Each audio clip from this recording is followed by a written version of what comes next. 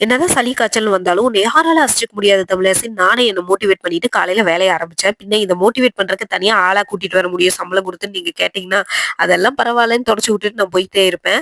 மாவு நல்லா புளிச்சு வச்சிருந்தது. அத எடுத்து இட்லி ஊத்த ஆரம்பிச்சுட்டேன். சாம்பார் தான் வச்சேன். சட்னி வைக்கல. ஏன்னா, என்னதான் நான் என்ன மோட்டிவேட் பண்ணிட்டாலும் உடம்பு கொஞ்சம் டயர்டா தான் இருந்தது. என்ன கோவம்ன்னு தெரியல. வடச்சட்டிய வச்சு ரசத்த தாளிக்க ஆரம்பிச்சதும் புகையா வந்துருச்சு. எண்ணெய் நான் எப்பயுமே கம்மியா ஊத்துவேன் பார்த்தீங்களா? அதனால வடச்சட்டிக்கே என் மேல கோவம் போல. வுட்டா கேமராவே கருகியிருக்கும். அந்த அளவுக்கு புகை வந்துருச்சு. அதுக்கப்புறம் கொஞ்சமா எண்ணெய் ஊத்தி ரசத்த தாளிக்க ஆரம்பிச்சுட்டேன். காலையிலேயே பிரேக்ஃபாஸ்ட் முடிச்சுட்டேன். ஏன்னா 2 நாளா வந்து டயர்டா இருக்குன்னு நெனச்சுட்டு உட்கார்ந்து வேலை செய்றதுனால எனக்கே பிடிக்கல. அதனால காலையிலேயே மொத்தமா வேலைய முடிச்சுருவோன்ட்டு தான். அதுக்கப்புறம் வந்து பார்த்தா, வீடே வந்து பார்த்தீங்கன்னா, ஒரு நீட்டா இல்லாத மாரி எனக்கே தோணுச்சு.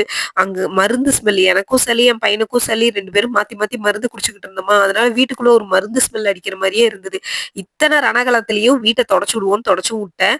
கொஞ்சம் டயர்டா இருந்தது. வீட்ட தொடச்சுட்டு அப்படியே இடையில டீயும் வச்சு குடிச்சாச்சு. என்ன செஞ்சேன்னு பார்த்தீங்கன்னா, காலையில இட்லி, சாம்பாரு, மதியத்துக்கு வந்து அதே சாம்பாரு, ரசம் அது கூட கொஞ்சம் வெண்டைக்கா பொரியலும், முட்டையும் வேக வச்சிருந்தேன். என்னடா வீட்டுக்குள்ள இங்க அங்கேயும் டான்ஸ் ஆடிட்டு இருக்கீங்கன்னு நெனைக்காதீங்க. எனக்கு ஒரு தடவ மாப் போட்டாலாம் சாட்டிஸ்ஃபைடே ஆகாது. அதனால இன்னொரு தடவையும் மாப் போட்டுருவேன். ஹாலுக்கு மட்டுமே 3 தடவ தண்ணி மாத்தி தொடைப்பேன்.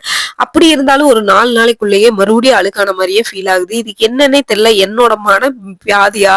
இல்ல எனக்கு நிஜமாலுமே அழுக்கா இருக்கான்னு தெரியல. ஆனா தொடச்சு விட்டா தான் ஒரு சாட்டிஸ்ஃபைடே ஆகுது. மறுபடியும் 2 நாள் கழிச்சு வீடு ஏதோ டஸ்ட் ஆன மாரியே ஒரு ஃபீல் ஆயிட்டு இருக்கு.